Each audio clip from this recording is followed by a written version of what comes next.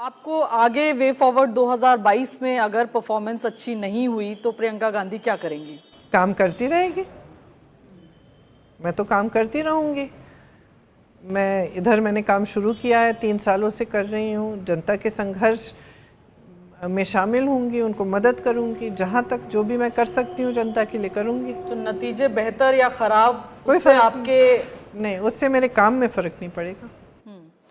आपको लगता है कि जो सपा की सरकार थी यहाँ पर, उस पर जिस तरह के आरोप लगे, गुंडा राज और ये सब चीजें, वो भी एक चीज है जो लोगों को परेशान करती है? या हाँ, ये सच्चाई है कि लोग परेशान थे उससे। लेकिन आपको लगता है बाइपोलर सपा और बीजेपी के बीच में मेन फाइट जो है वो होती हुई दिख रही है, मुद्दों की या बाकी चीजों की? कैसे आप इसको देखती हैं? देखिए, मुद्दे तो लगातार कांग्रेस ही उठा रही है, जो जनता के मुद्दे हैं। दूसरी पार्टियां जाति और धर्म पर आधारित राजनीति बहुत करती हैं, सांप्रदायिकता पर आधारित राजनीति करती हैं। मुझे लगता है कि इससे तो पब्लिक का फायदा कभी नहीं हो सकता। ये नेता और राजनीतिक दल इसलिए करते हैं क्योंकि उनका अपना फायदा होता है, उनकी महत्वाकांक्षाएं पूरी होती हैं, इससे जनता की नहीं होती। एक हिंदू मुस्लिम नैरेटिव भी है इस बार, क्योंकि बीजेपी बार बार राम मंदिर निर्माण की बात करती है, बाकी चीजों की बात जैसे मैंने कहा, धर्म पर आधारित, जाति पर आधारित जो ये नैरेटिव्स बनते हैं, वो इसलिए बनते हैं क्योंकि आपको विकास के बारे में कुछ कहने का नहीं रहा। आपने 70 लाख रोजगार बनाने की बात की, आप खुद कह रहे हैं कि 4 लाख रोजगार दिए हैं आपने, तो बाकी रोजगार का क्या हुआ, क्यों नहीं दिए? आप अभी कह रहे हैं 5 साल बाद कि अभी आपको पता चला है कि छुट्टा जानवर जैसी कोई समस्या है इस प्रदेश में, जब सबको दिख रहा है कि कितनी बड़ी समस्या है। तो जब आप सरकार में हैं और आप ये कह रहे हैं कि आपको समस्याएं दिख नहीं रही हैं, या आपने जो घोषणाएं की थी उनको आपने पूरा, खुद कह रहे हैं कि आपने पूरा नहीं किया है, तो फिर जब ये परिस्थिति है तो आप क्या करेंगे? आप जरूर लोगों के जज्बातों का इस्तेमाल करने की कोशिश करेंगे, धर्म की बात करेंगे, जाति की बात करेंगे। मैं एक मोहल्ले में गई, शायद फिरोजाबाद में था, तो मैं बातचीत की लोगों से। मैंने कहा कि वोट कहाँ डलेगा? तो उन्होंने कहा हम तो हमेशा इस एक पार्टी को दे रहे हैं अपना वोट। तो मैंने कहा क्यों? कहा कि धर्म पर आधारित है, मतलब ये हमारी ये बात है तो हम दे देते हैं। तो मैंने कहा फिर नल क्यों नहीं है आपके मोहल्ले में?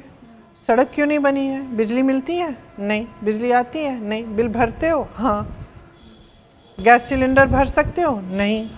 महंगाई बढ़ गई है, सामना कर सकते हो? नहीं। रोजी रोटी नहीं कमा पा रहे। तो मैंने उनसे पूछा तो आप समझ रहे हैं क्या हो रहा है? जो नेता, जो आपका विधायक है, वो जानता है आप तो वोट देंगे ही, धर्म के आधार पर दे देंगे, कहीं और वो जानता है कि जाति के आधार पर मिल जाएगा, तो काम क्यों करे आपके लिए? उसमें, उसके मन में तो ये धारणा बन गई है ना कि उसको काम करने की जरूरत ही नहीं है, कोई जवाबदेही नहीं है, जनता पब्लिक पूछेगी ही नहीं। समय आएगा तो वही बातें, आतंकवाद, पाकिस्तान, धर्म, ये वो, जाति, यही बातें, और वोट मिलेगा तो नेता तो खुश है, क्योंकि उनको तो फॉर्मूला मिल, तो उनको तो फॉर्मूला एक्सेप्ट कर ले रही है। जनता को समझना पड़ेगा, जनता को इस बात को समझना पड़ेगा। जब तक जनता समझेगी नहीं तो असलियत यह है कि परिवर्तन नहीं आएगा, विकास नहीं होगा, सिर्फ विज्ञापनों पे दिखेगा। 2-2 हजार करोड़ रुपए पार्टियां खर्च रही हैं विज्ञापनों पे, ये दिखाने के लिए कि यूपी में खुशहाली है।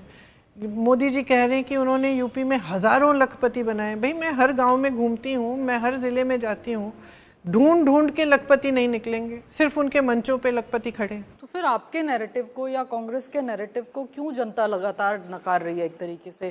चुनावों की अगर हम इलेक्टोरल पॉलिटिक्स की करें बात, तो आप लगातार चुनाव हार रहे हैं, विधानसभा की बात हो, लोकसभा की बात हो, तो आप अपने नैरेटिव को जनता तक क्यों नहीं पहुंचा पा रहे हैं? देखिए, यूपी में तो पहली बार 30 सालों में हम 400 सीट लड़ रहे हैं मजबूती से, और जनता क्यों नहीं मान रही है? क्योंकि क्या होता है, देखिए, जब जज्बातों पे खेलते हैं ना, तो ये स्वाभाविक है कि जब जज्बात उभरता है तो उस पर कई बार इंसान भटक जाता है।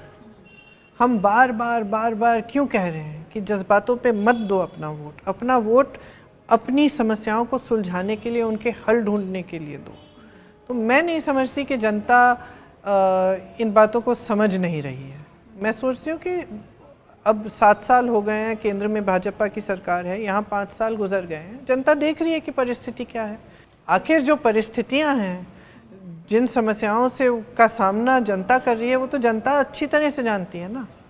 जज्बातों की बात आपने की, एक जज्बात जो पंजाब में जब आप खड़ी हुई थी चन्नी जी के साथ, तो उन्होंने कहा यूपी के भैये और बिहार के भैये, आप यूपी की प्रभारी हैं, आप खड़ी हुई थी वहां पर, आपने बाद में ताली भी बजाया, यानी एक एक्नॉलेजमेंट उनके स्टेटमेंट को दे दिया। मीडिया में और खासतौर से कुछ राजनीतिक दल हैं भाजपा जैसे, लोग कहते हैं आपने यूपी के लोगों के जज्बात हर्ट कर दिए। जो माहिर हैं चीज़ों को घुमाने में और इस तरह से उनको प्रकट करने में, जैसे कि ये चीज़ें हुई हैं। अब वहाँ क्या बात हो रही थी? चन्नी जी कह रहे थे कि पंजाब में पंजाबियों का राज होगा, बाहर से जो आ रहे हैं, और वो बहुत, उन्होंने उससे पहले 2 वाक्य पहले उन्होंने स्पष्ट किया था कि वो मोदी जी के बारे में, योगी जी के बारे में, जो नेता, आम आदमी पार्टी के नेता बिहार उत्तर प्रदेश से आ रहे थे और प्रचार कर रहे थे पंजाब में, वो उनकी बात कर रहे थे। उन्होंने स्पष्ट कहा था कि बाहर से पंजाब में राज नहीं होगा। ठीक है, तो इसमें कौन सा अपमान है यूपी का, आप बताइए। अगर यूपी की जनता भी कहेगी कि हमें दूसरे प्रदेशों का राज नहीं चाहिए अपने प्रदेश में, इसमें कोई गलत बात तो नहीं है। अब आप ना एक स्टेट का बंदा है, मतलब एक इंडिया है, तो ये सेंटिमेंट इसको घुमाकर ऐसा आप लोगों ने खूब चलाया कि अपमान किया। मैं आपसे पूछना चाहती हूँ, यहाँ जो नौजवान हैं, जो बेरोजगार हैं, क्या उनका रोज रोज अपमान नहीं हो रहा है? जो इतनी सारी भर्ती की परीक्षाएं देते हैं, जो आप उनको लटका के रखते हैं 4 सालों से, 5 सालों से लटका के रखते हैं, उनके पेपर लीक कराते हैं, उनके पेपर में माफियाओं को घुसने देते हैं, क्या ये उनका अपमान नहीं है?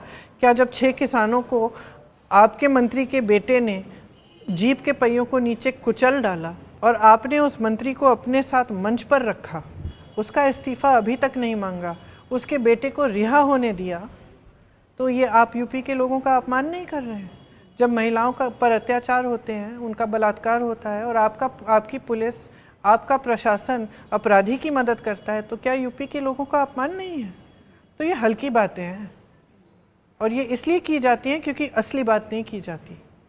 ये जो आप घुमाकर, किसी के लफ्ज़ घुमाकर या किसी तरह से आप प्रकट करना चाहते हैं कि किसी ने कुछ अपमान कर दिया, ये सब वो मुद्दे हैं जो एक्चुअली जनता की समस्याएं नहीं है। जनता की बहुत बड़ी समस्याएं यहाँ, और रोज रोज अगर आप घूमेंगी, आप आज ही आए यूपी में, अगर आप घूमेंगे आपको पता चलेगा कि किन परिस्थितियों से जूझ रहे हैं लोग।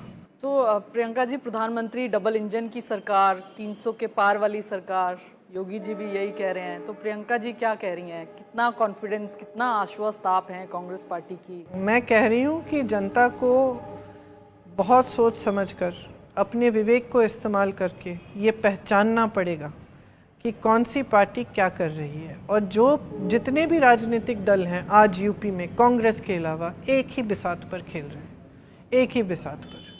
सब आपके जज्बातों को, आप जाति के आधार पर, धर्म के आधार पर आपके जज्बातों को उभार कर सत्ता में आना चाहते हैं। उनका एक ही लक्ष्य है, सत्ता में रहना किसी भी हालत में या सत्ता में आना किसी भी हालत में। लेकिन किसी का ये लक्ष्य नहीं है कि यूपी की जनता का विकास हो। अगर होता तो परिस्थितियां आज ये नहीं होती। तो मैं सिर्फ ये कह रही हूँ, और जनता से मेरा ये आग्रह है कि सोच समझ के अपना वोट डालिए, क्योंकि बहुत बड़ी जिम्मेदारी है। इंडिया टीवी हर वक्त हर जगह डाउनलोड करने के लिए सर्च करें India TV news Google play store या ऐप स्टोर पर।